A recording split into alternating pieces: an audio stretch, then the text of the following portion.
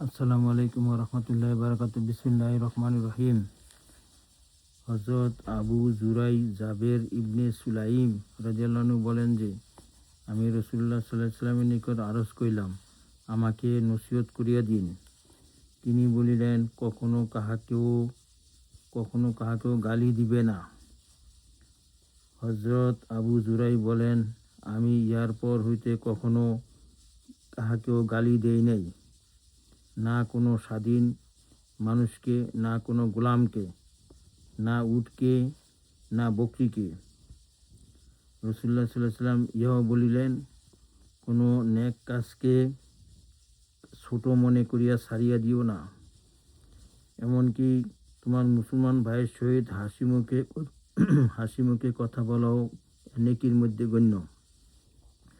তুমি লুঙ্গি অর্ধগোছা পর্যন্ত উপরে উঠিয়ে রাখিও। যদি এতটুকু উঁচা না রাখিতে পারো, তবে টাকনু পর্যন্ত উঁচু রাখিবে। লুঙ্গি টাকনুর নিচে ঝুলানো হইতে বিরত থাকিও, কেননা ইহা অহংকারের বিষয়, আর আল্লাহ তাআলা অহংকার পছন্দ করেন না। তোমাকে যদি কেহ গালি দেয় অথবা এমন বিষয়ের দরুন লজ্জা দেয়, যাহা তোমার মধ্যে আছে বলিয়া সে ব্যক্তি জানে, তবে তুমি তাহাকে এমন বিষয়ের কারণে লজ্জা দিও না, যাহা তাহার মধ্যে আছে বলিয়া তুমি জানো।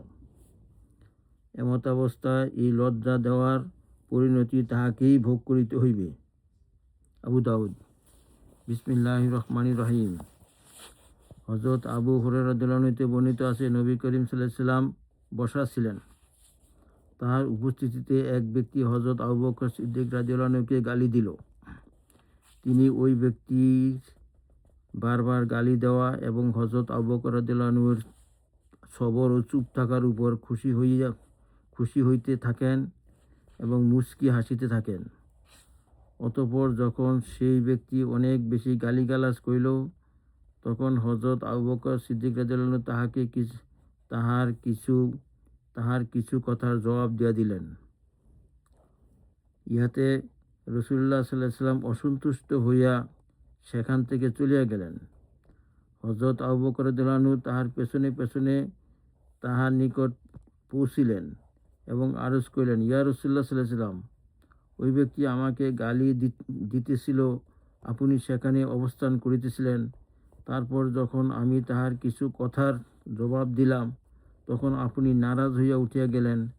রাসূলুল্লাহ সাল্লাল্লাহু আলাইহি ওয়াসাল্লাম বলিলেন, যতক্ষণ তুমি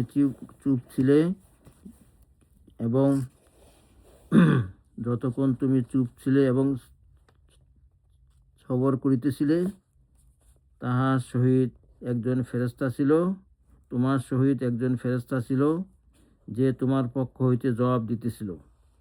তারপর যখন তুমি তাহার কিছু কথার জবাব দিলে, তখন সে ফেরেশতা চলিয়া গেল, আর শয়তান মাঝখানে আসিয়া গেল, আর আমি শয়তানের সহিত বসি না। এই জন্য আমি উঠিয়া রওনা হইয়া গিয়াছি। ইহার পর তিনি বলিলেন, হে আবু বকর, 3টি বিষয় আছে যাহা সম্পূর্ণ হক ও সত্য।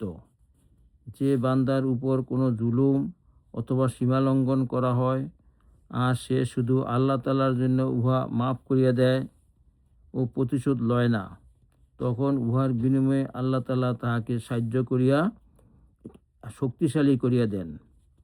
যে ব্যক্তি আত্মীয়তা বজায় রাখার জন্য দানের রাস্তা খোলে, আল্লাহ তাআলা উহার বিনিময়ে অনেক বেশি দান করেন। যে ব্যক্তি সম্পদ বৃদ্ধি করার জন্য সওয়ালের দরজা খোলে, আল্লাহ তাআলা তাহার সম্পদ আরও কমাইয়া দেন। মুসনাদে আহমদ। ইয়া আল্লাহ, আমাদেরকে আমল করার তৌফিক দান করুন।